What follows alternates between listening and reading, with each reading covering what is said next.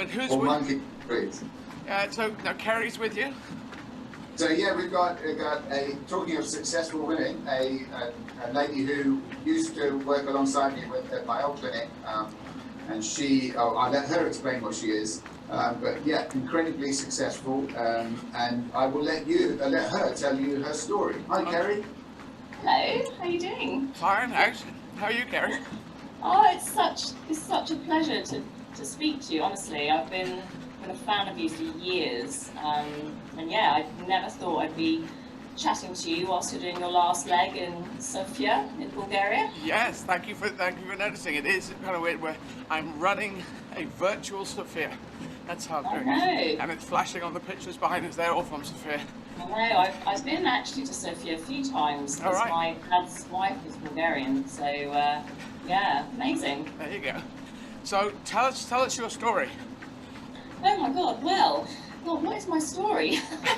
So basically I never actually really knew exactly what I wanted to do. I always just studied my subjects because, for the pure love of them.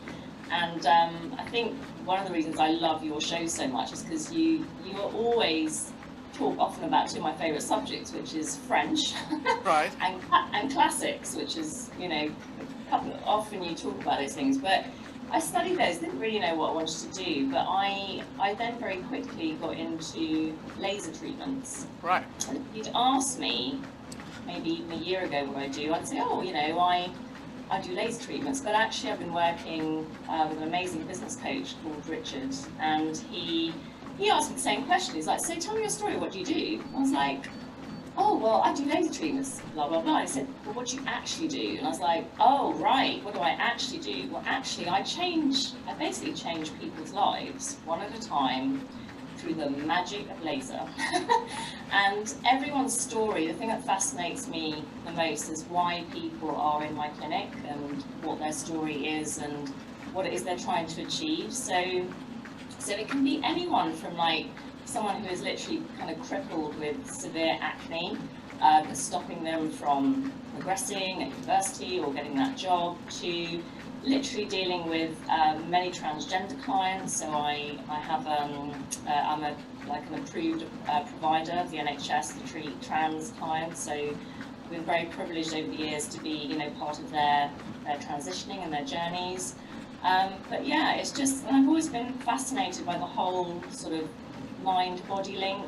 I am in the world of aesthetics, which I think can be a little bit bonkers sometimes, the way it's going, but equally, I think if you can feel and look good and go out, you can actually conquer the world and actually deal with the issues that are really important. So yeah, I love what I do, and I love people basically. I'm always intrigued by what makes people tick, and their stories, and I'm very lucky because on an average day I can be literally talking to so many different kinds of people, anyone from an RAF pilot to a transgender client to a university student to a mum at home to anybody really, and it's the stories that fascinate me, so I do feel very lucky and very privileged. And this is your business, yeah?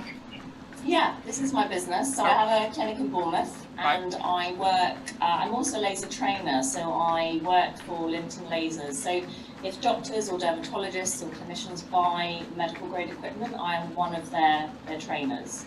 So I work with lasers, not the same kind of laser on your Death Star, but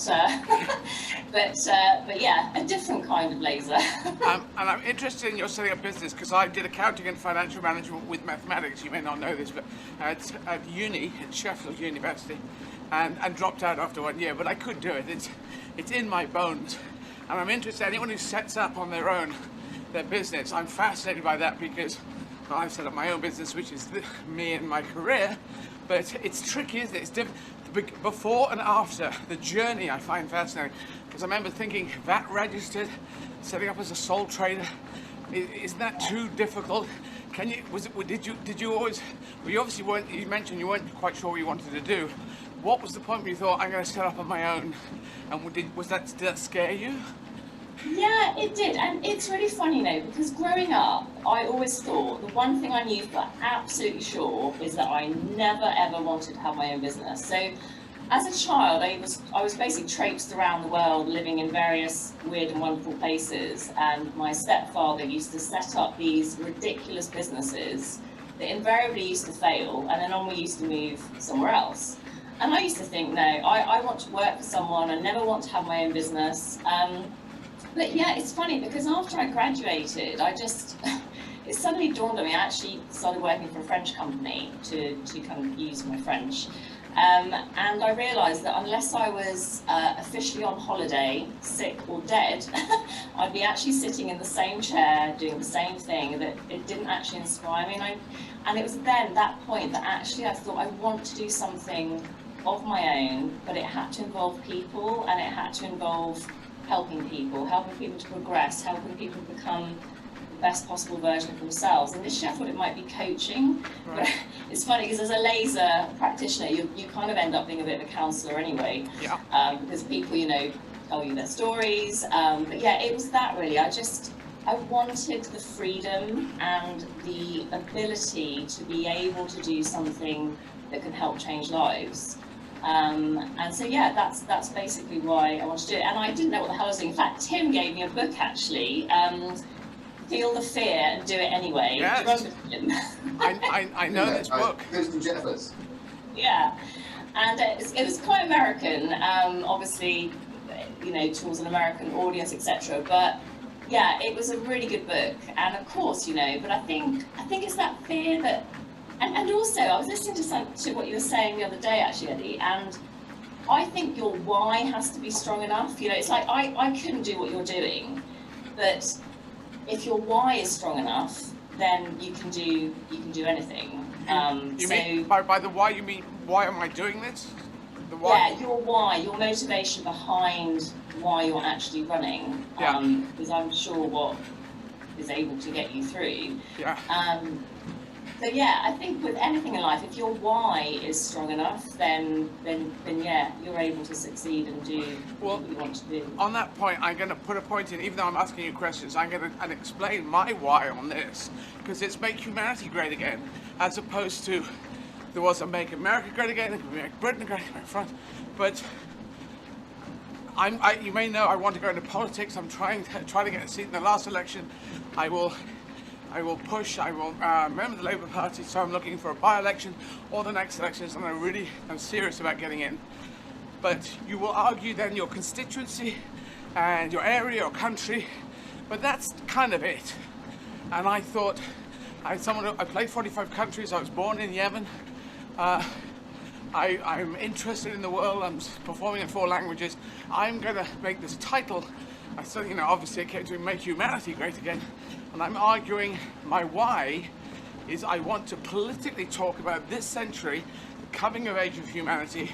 Everyone should have the right to have a fair chance in life. If we're not fighting for that world, that's my world vision, my world identity, the direction I think we have to go in.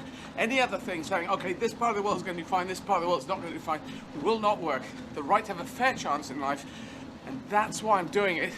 I'm in a position to do it, bizarrely, because I have a certain amount of profile, and I will fight. So that's my why, and it's a global why as opposed to a national or a continental why, but it's an entire world, 7.8 billion. I thought I'll try and fight for that. It's going to be difficult. Can't really do it. Once you get into politics, you'll be voting on constituency issues and local issues and national issues, but I'm going to try and fight for the entire thing. So that's, just to mention it, that's my why.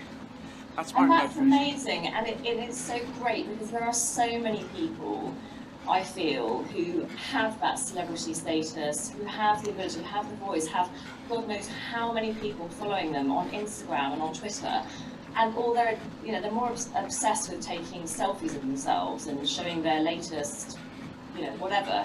And you think, God, if you were in that position and you had that many people listening and tuned into you, why not put it to such, God, I often think, God, if I was in that position, what I would do. And so it's so great that you are actually doing what you do and that you're getting so many people to listen. And I've been loving what you've been saying about nationalism, because, you know, on a certain level, nationalism, in my opinion, is fine. You know, I'm half Greek. I'm very proud of being half Greek. In fact, I saw you were running in Athens yesterday. Let me say, Kerry, that's your patriotism as opposed to your nationalism. Proud of your country, absolutely. You go for the patriotism. Nationalism is my country is better than your country, and that's when it gets wrong. Yeah.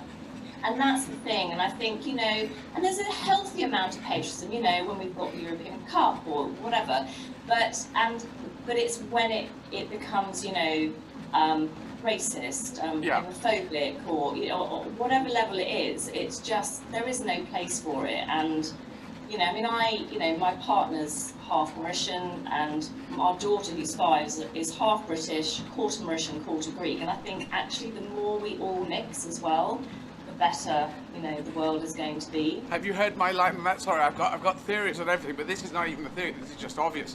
The Nazis talked about the Aryan purity. That's inbreeding. We know that's inbreeding.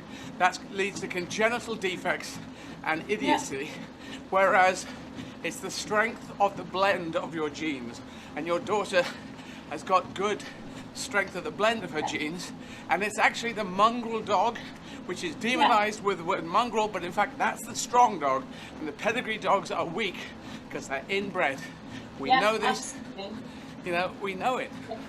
Yeah, absolutely. Everyone knows that, you know, pedigree dogs are the ones that are always at the vets. So yeah, absolutely. But yeah, I think it's amazing what you're doing, and I just even just the running in itself, you know, it's unbelievable that you're running 31 marathons and doing shows at the end of it as well. I know, well, that is a bit amazing, and you probably haven't seen them, but I do fall asleep in them, which is a bit weird. Last night I've got a bar stool in the back, and I never sit down and stand up, but because I'm so tired, I've been sitting on this bar stool, and it feels really, this is so good. I'm sitting down and doing stand-up, which is a bit weird for me.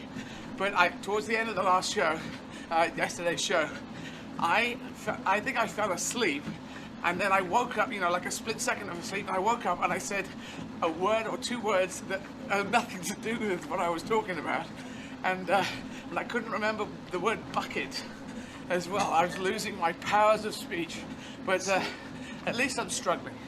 Well, I'm sure everyone will be very understanding. But yeah, going back to what you were saying about the Aryan race, I mean, my grandfather flew Hurricanes in the war. Oh, excellent. And he was also one of the first people to go into Belsen, you know, obviously. And he said, it was just unbelievable. You can't even imagine that people could do things like that, you know, to each other. So yeah, absolutely. But you're right. It's patriotism, isn't it? Patriotism is good. Nationalism is bad.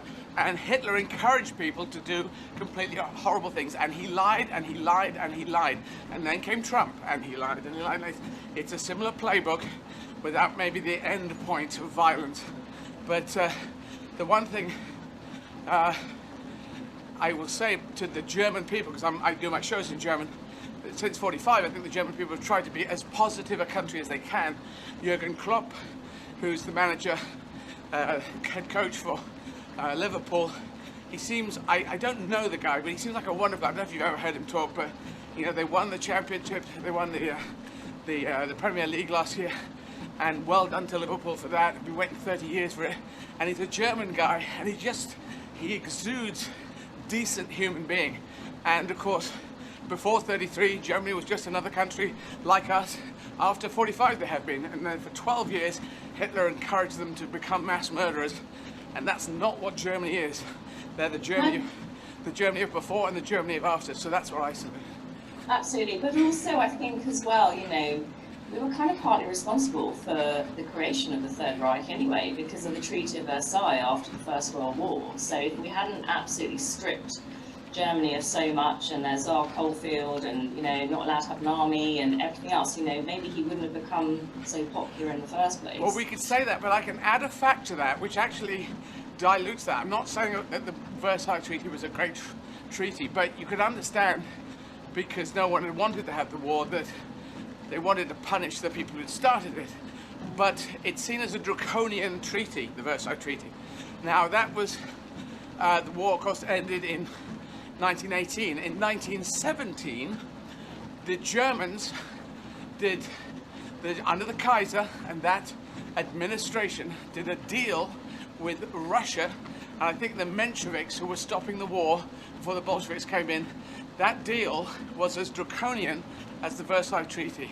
So if we were horrible in the Versailles Treaty, or wrong, or too overstepped, the German nation had just done a similar treaty with Russia the year before.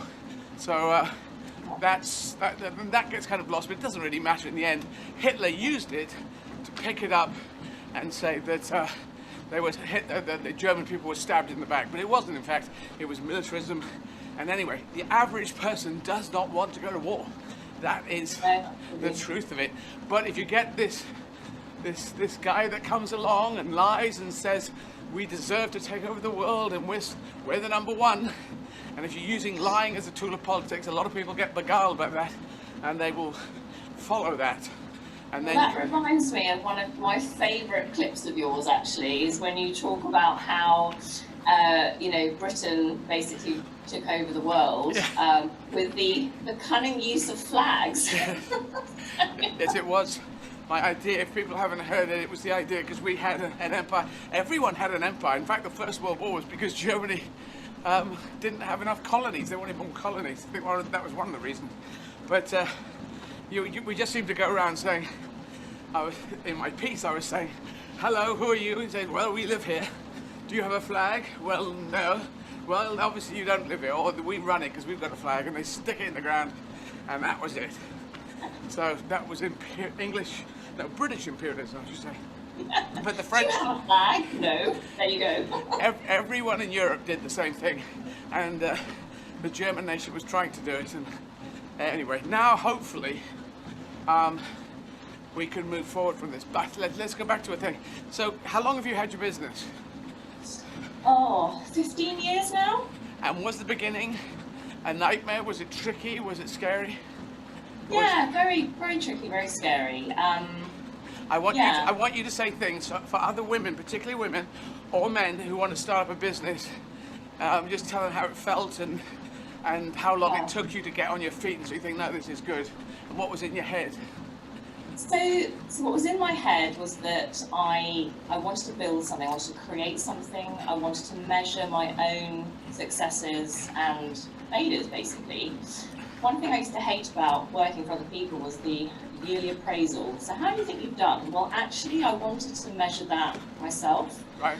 And I wanted to do something that was going to, at the same time, help basically change people's lives. So, as I say, initially I thought that was going to be some kind of sort of coaching, but I did get into laser. I saw how amazing that was, and I knew. So I'm not a risk-averse person, but I'm not someone who takes lots of risks either. Right. It was a calculated risk, and I was very lucky that I'd met Tim and his crew, and they had a room available, so it felt to me like a logical step. Yeah. And it was great to have them around, because obviously they'd also set up their physio practice as well. Not that long before, actually, was it, Tim? No, I think it was only we took over in 2003. Yeah, and I started a business in 2005 and then was operating 2006. So yeah, so basically what I would say to women out there is, I know it sounds like a cliche, like, follow your passion, but actually really drill down to what is it you want to be doing on a daily basis, and how does that fit in with your life purpose, the purpose of the planet, how you want to fit into that bigger picture. And it's obviously quite a tricky thing, because you're trying to combine so many elements. You have to earn a wage, you have to be able to live at the same time. But I think if you focus and really drill down on what is important to you, how you want to be spending that time, do you want to be chatting to people all day, do you not want to be chatting? Everything plays an element. And then to really go for it, knowing what you want to do is half the problem. Knowing once you know that, then it's much easier to have a plan and go forward. But yeah, I would say absolutely go for it. Now my daughter's 5, and I really hope that, you know, she does have her own business and does something for herself one day. Although at the moment she tells me, do you know what she said she wants to be, Eddie? What? I mean, this is like the best kid's job I have ever heard of. She said, Mummy, she said, you know what I want to be when I'm older? I said, what, darling? She said, a doctor, astronaut. And I was like, wow. I said, Zara, why do you want to be a doctor, astronaut? She said, because they need doctors even in space. So I was like, amazing. I think you should absolutely do that. So yeah, I think when it comes to... Can I just say to your daughter, she is saying it right at the time that if she's 5, when she's getting to early 20s, there will be bigger stations up there, or maybe on Mars, or maybe bases and they will need Delta astronauts. So that is very forward thinking. It's like, it's not even something I ever talk to her about, you know what I mean? It's just like, where did that come from? And wouldn't it be amazing if she actually ends up doing that? Yeah. But yeah, I think, you know, for everybody, you know, women, but everybody, is to really try and support, inspire. You know, I heard a terrible story recently. My best friend told me that her teacher at school, she went to her teacher at school and said that she wanted to try for Uxbridge. Yeah. And her teacher laughed and actually said, I don't think you'd be able to do that. I mean, talk about being in the wrong job, you know, and it did actually affect her for life, until she realised, you know, what had been holding her back all these years about not pushing herself forward because somebody made one comment, and she realised it actually affected, you know, her throughout her life. So I think it's always about encouragement, and even if you think, gosh, that's a little bit out of that person's league, to go, well, you know what? We actually put the work in and you're willing to do this and this, then let's go for it and, you know, see what happens. So yeah, I would say to anyone, so it's a very long-winded answer, and I would say to any women out there, any girls thinking about, you know, what they want to do, is think about your why. Why is it you want to do what you want to do?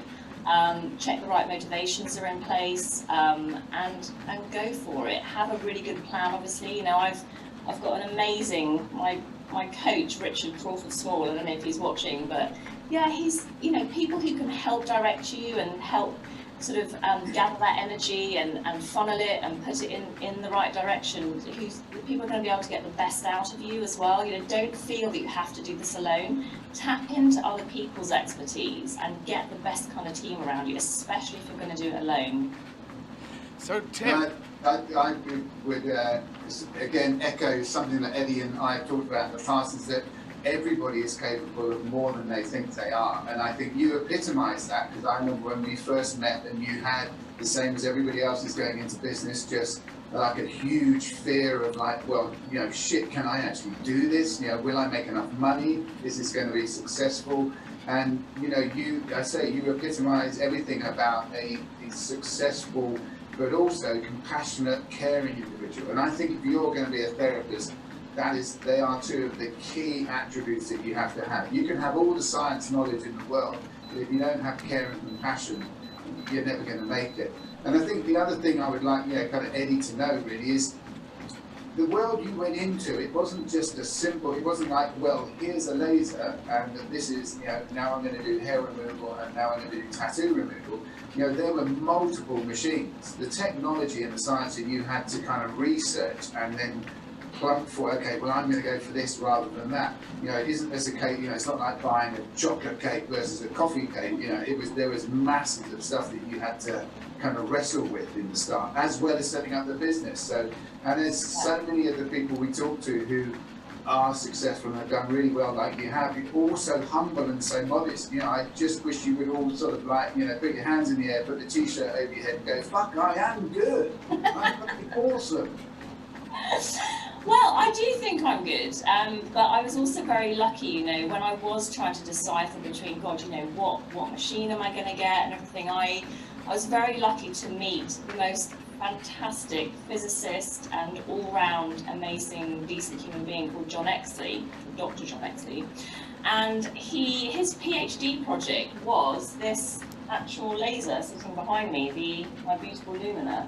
So from a PhD project, you know, him literally at university making this thing, which now sits in God knows how many clinics around the country, literally transforming people's lives. from, as I say, anyone suffering from acne to transgender to anybody. And you think, isn't that amazing how it all panned out? And I love that link between science and aesthetics. As I say, you know, I am in an industry which can be a little bit bonkers sometimes, to be honest, the things that people are willing to do in order to look a certain way. But it's like everything, it's that healthy balance of, you know, isn't it amazing how if there's something that actually really bothers you now, then pretty much there's a technology out there that can probably help. And I don't think there's anything wrong with that. I think it's when it's taken to extremes that it can be, you know, an issue. But have you ever said no? Have you ever said, no, actually, you know what, I don't think this is for you, you need to see a therapist? Well, yes, I have, but yes, but not quite like that. So basically, whilst we were in lockdown, I'm not known for my subtlety. No, you're not too, but we love you for it though. But yeah, so basically I've been doing some webinars during lockdown, sort of helping to train other clinicians, and I was discussing this, and I have actually come across what we call body dysmorphic people during my 15 years, and yeah, you know, and the problem is, I think people who suffer with body dysmorphia, so anyone who doesn't know what that is, it's basically where people have a distorted perception of, you know, what they look like, and just go into overdrive in terms of cosmetic procedures and surgeries, etc. And I did have one lady who sat down in front of me, and one of the first things she said was, my plastic surgeon refuses to do any more treatments on me, and I think that's always a bit of a red flag, you know. So yeah, and you know, people like that, it'd be very easy just to take money off them basically, because they'll just be coming back forever. But I think you know, we have a moral and ethical duty, especially as, you know, laser practitioners, not to be treating people like that, because they'll never be happy as well with the results in any event. But actually, it's not laser they need; it's a very, very different kind of help. And yes, I have, you know, suggested that they might want to talk to people, but yeah, I can't really say, listen, love, I think you need to go and see a, you know, a therapist. But yeah, there are ways of saying that, and I have refused to treat people before. So they do put up a fight though, that's the problem. They argue with you. I want this treatment, I have a right to have this treatment, and actually, in my four walls, the client isn't actually always right. So, but yeah. It's an interesting thing. You're talking about the bonkers nature of the industry. Would you define yourself as being in the beauty industry, or what would be the title of your industry? Yeah, so I mean, I suppose aesthetics. So I think beauty is probably a bit more synonymous with, you know, nails and eyelashes and things like that, which is all good stuff.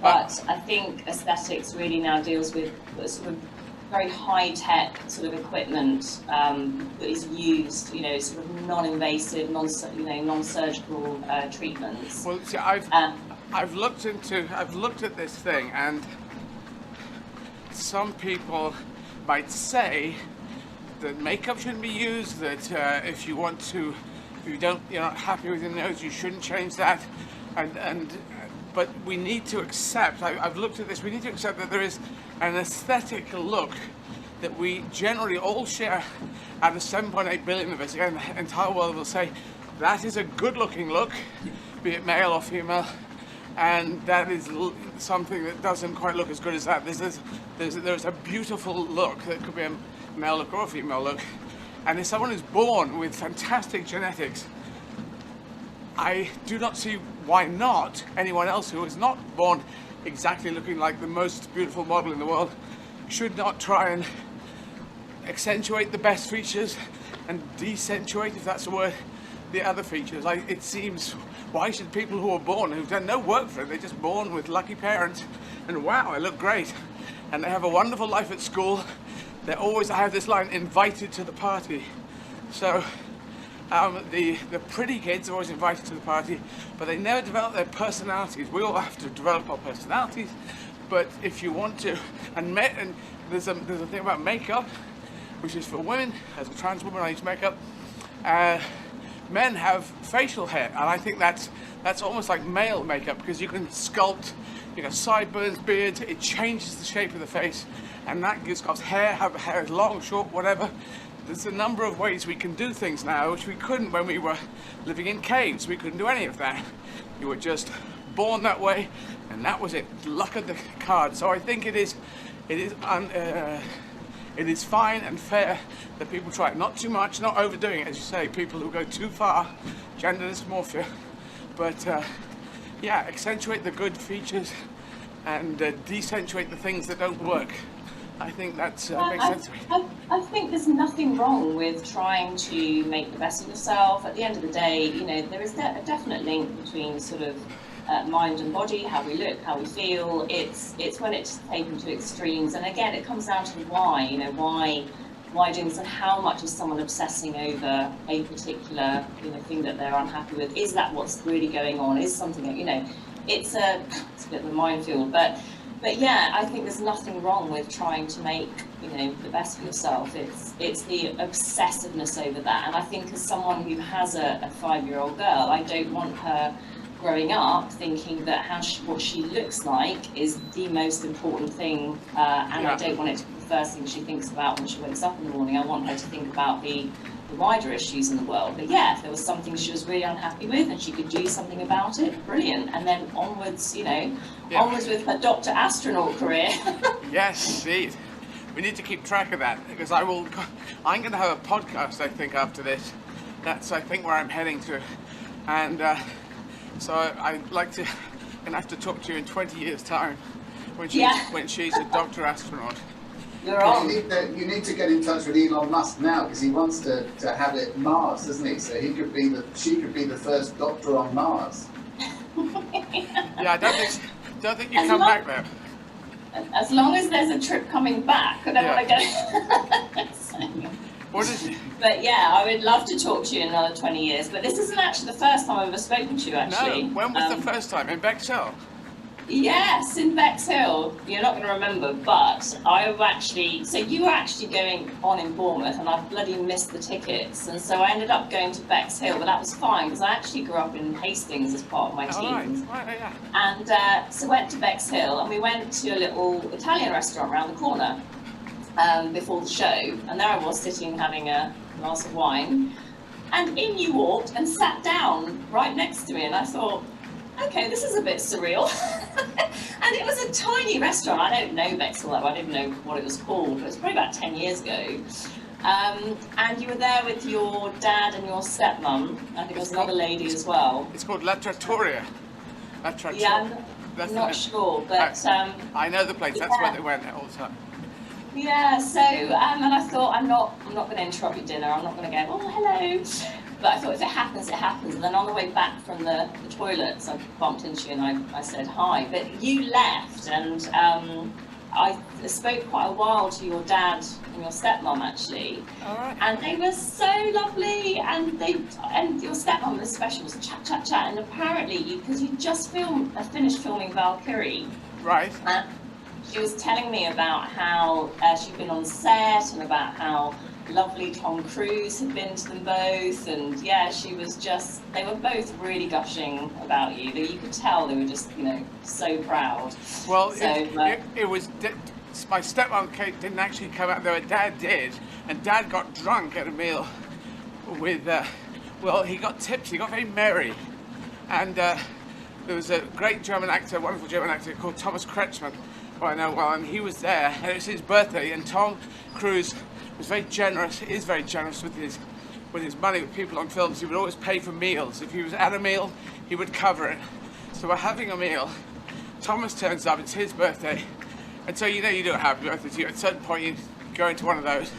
And then Dad, at the end of the happy birthday, Dad went into, why was he born so young?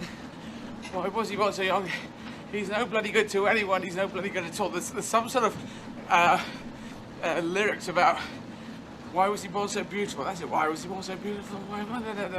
He's no bloody good. He's no bloody good at all. So it's got a negative connotation there. But he was kind of merry, and he just went into it. I think Thomas must have gone, what the hell is that guy singing about? But I remember thinking, my dad has never sung in public before.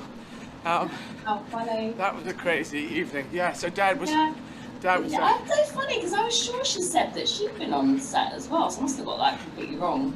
But yeah, they were very gushing about you. But one thing I always remember was so funny is that, because obviously the tables were like literally on top of each other, it's a tiny place. And I remember you asked to look at the dessert menu first. Yeah. And as you were looking down it, you talked about Mrs. Bad Crumble, and I literally nearly spat my wine out. It was so funny. I mean, it was obvious, like, you just obviously talk like that all the time, not just when you're on a show. Well, no, I don't actually. So it was unusual. That was a very rare occasion. I must have known that someone knew something there. But for people listening, Mrs. Bad Crumble was a character I invented who taught me to play music. Because everyone it teaches you to play music, they're kind of dying within their own body, it seems. In fact, not all of people like that, but just someone who's going, come on, play snug as a bug in a rug. I was taught piano. I really taught myself piano, but I did take a year of lessons, I think, on the piano. And it was all the ding, ding, ding, ding, ding, ding, ding, ding, ding, ding. Just songs you're not gonna, no one's gonna shag you if you're playing those songs. You want to play sexy music. You want to play music. You want to play rock and roll music. Not snug as a bug in a rug. And Mrs. Bad Crumble came from that. That was one of the first DVDs that I'd ever watched of you. I was just hooked. It was just so funny, and it's amazing. Like, I think what I love is you managed to talk about complete and utter rubbish with really important stuff as well, and a whole history lesson mixed in there as well. So that is the trick. I think if you track it all the way back, my early stuff, and it really does mirror Monty Python and their career, because they were a big influence on me.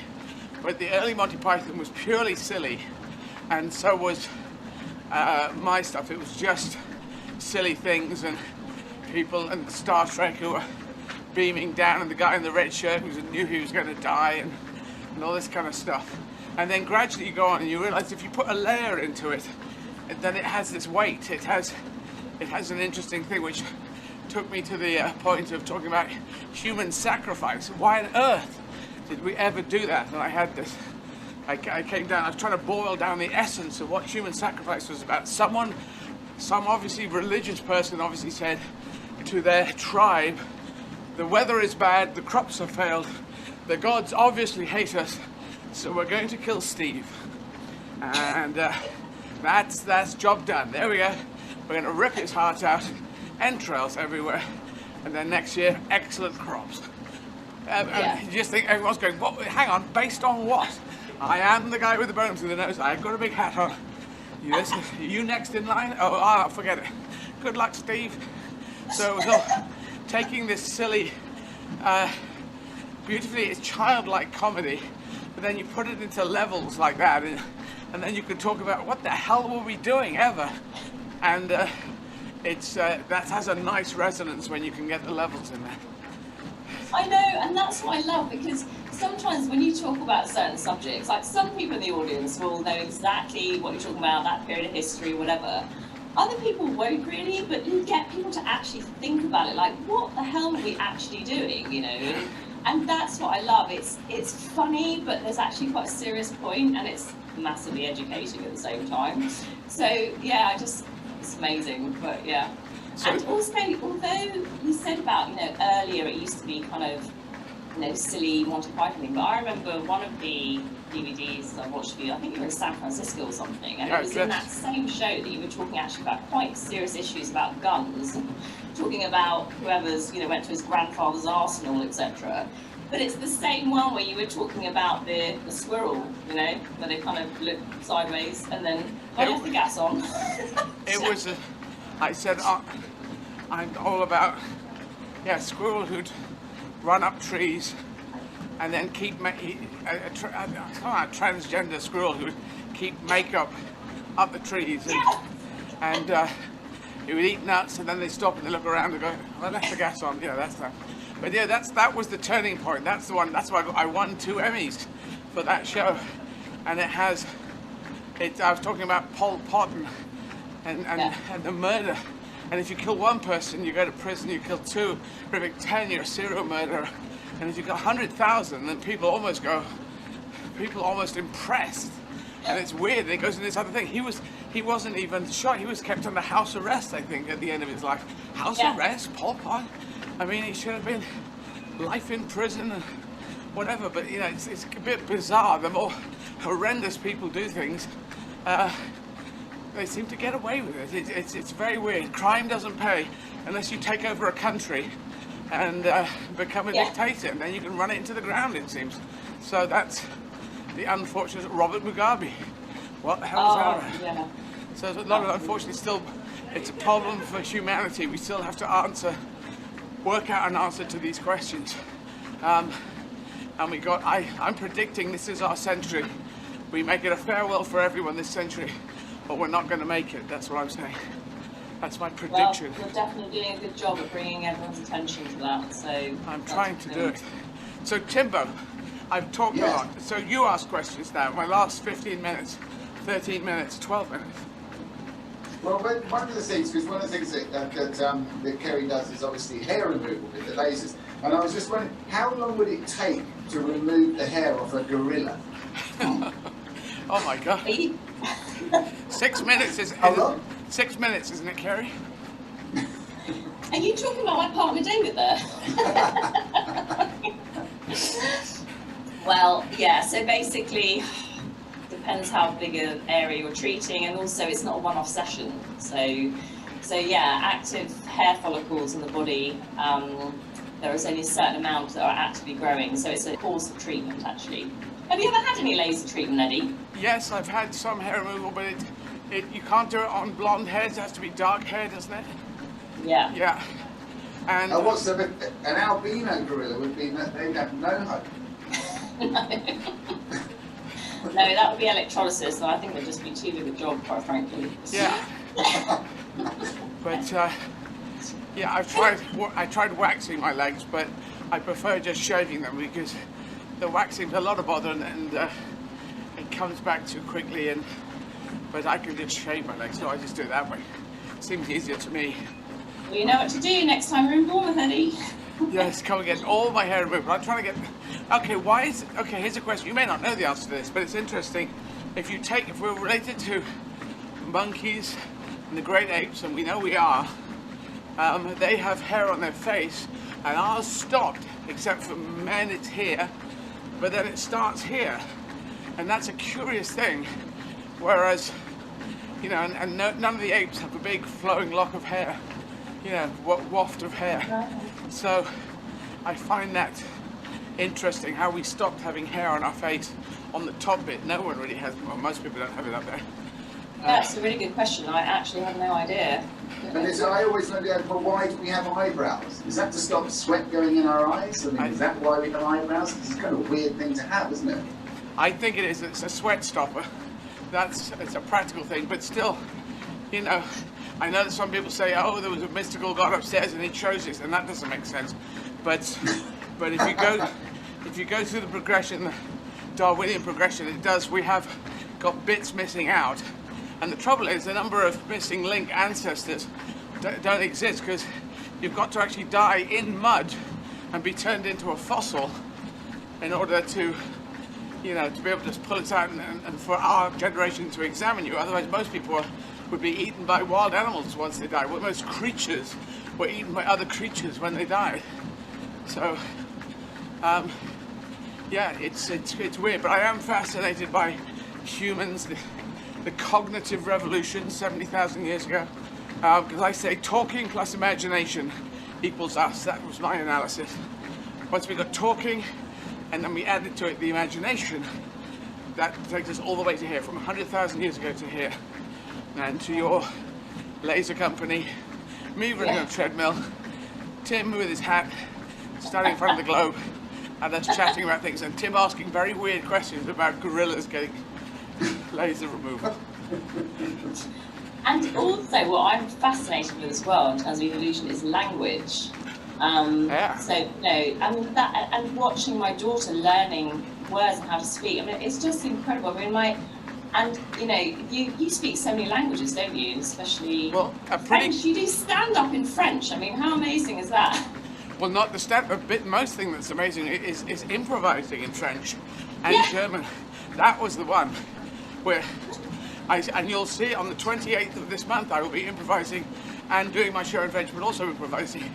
And on the 12th in German and the 23rd in German at 7 p.m. Which language? Because I was listening to your French one last night, actually, only because my family speak French, and I was in stitches, and it is literally a translation of one of the stand-ups you do. It's the Raw, Paris Raw, and I noticed actually, like, so you know, when you speak French, I mean, you seem pretty fluent, and I noticed that when you're conjugating certain verbs, like the past tense or the conditional or whatever,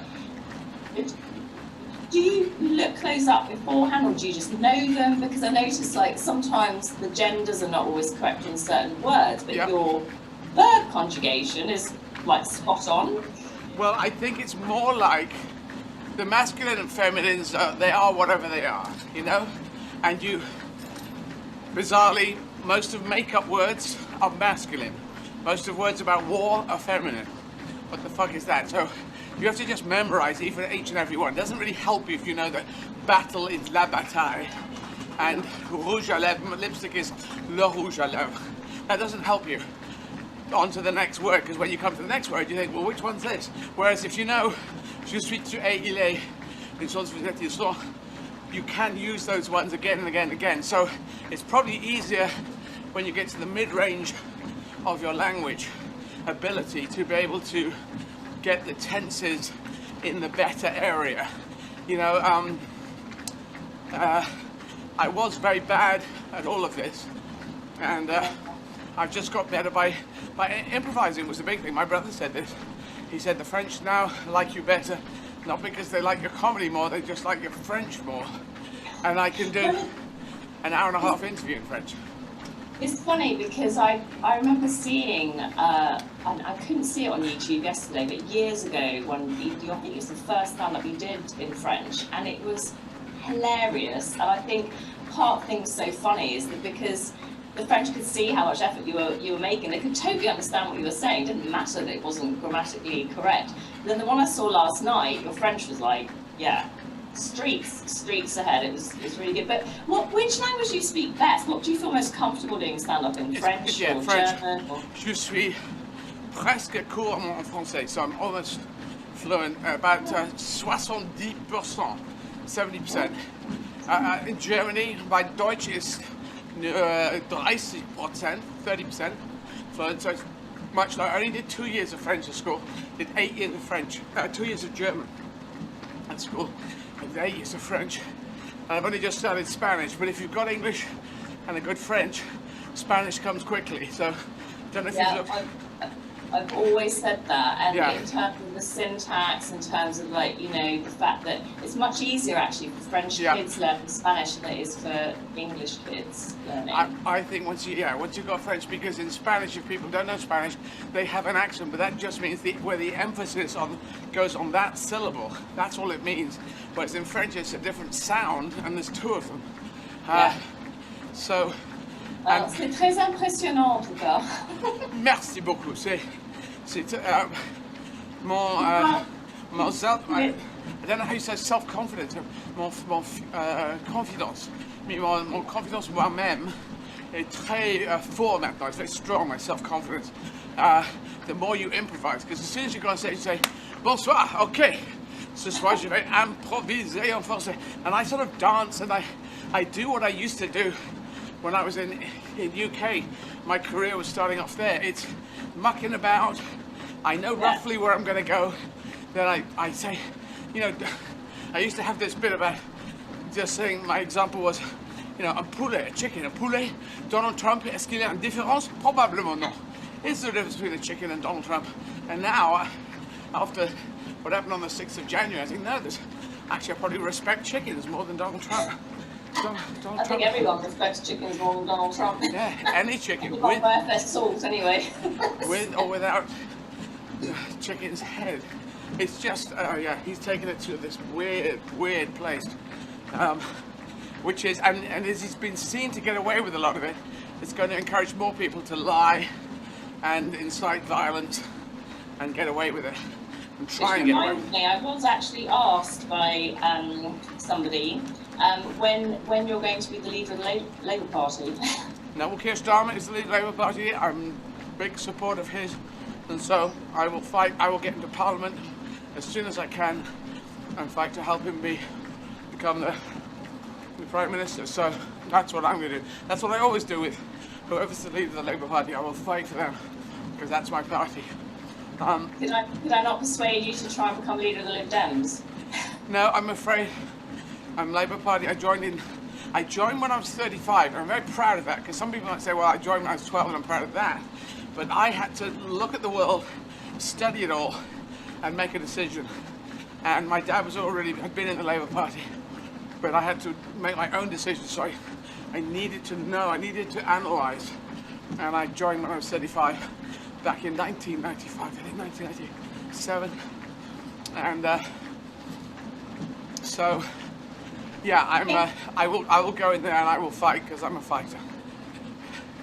It won't be an easy job though, will it? I often think, I mean, yeah, I hate the corruptness, the lies, the manipulation, all of those kind of things that go with politics. But I do also think that a lot of people do go into politics with the right motivations, with the right, the right whys, yeah. And then sometimes they get in a place where they can't always do what they want to do because of the votes, etc. And it's really hard. And how do you think you would tackle those kinds of situations between, because at the end of the day you need, without the votes, you're not going to be there in the first place to be able to carry out the work you want to do, and it's this constant balancing act. I would hate to be in that position. Well, you're going to be asked questions. Any journalist would try and get you into between the rock and a hard place and trip you up. That's their job. And all I can say is I believe in us, the world. I believe in goodness, and I'm trying to encourage us to head towards the 2030s and not go back to the 1930s. I just have to analyze what I feel about and try and get it into sentences that are grabbable and make sense to people and give a clear idea of the direction I'm going, and the rest I'll fight. But it's tricky. It's not an easy job, and a lot of people hate all politicians, but I don't believe in that, and I want to go and help people in the Labour Party to become the next government. So that's what I want to do. Well, if you do, you definitely get my vote. Thank you very much. Switch from being a Lib Dem. I have 22 seconds to go, Jim. Oh, Very good. Well, look, I do have someone who wants to know if Mr. Stevens is still the head of catering on the Death Star. He is, Mr. Stevens. I'd like to be him in something, but he is head of catering on the Death Star, and he will be forever. A bit like Jack Nicholson in The Shining. No, that's a bit dark. No, I think Mr. Stevens is a good person, and he's there. And I have now got to a marathon. 8th marathon done. Thank you. Thanks everyone on Zwift. Thank you to everyone there. Thank you to Tim. It's great to have a chat and talk about setting up businesses, and I encourage everyone to do that. So I have now run 8 marathons. I can take a rest, and I'm faster than yesterday by about 20 minutes. Oh, that's good. Thanks everyone.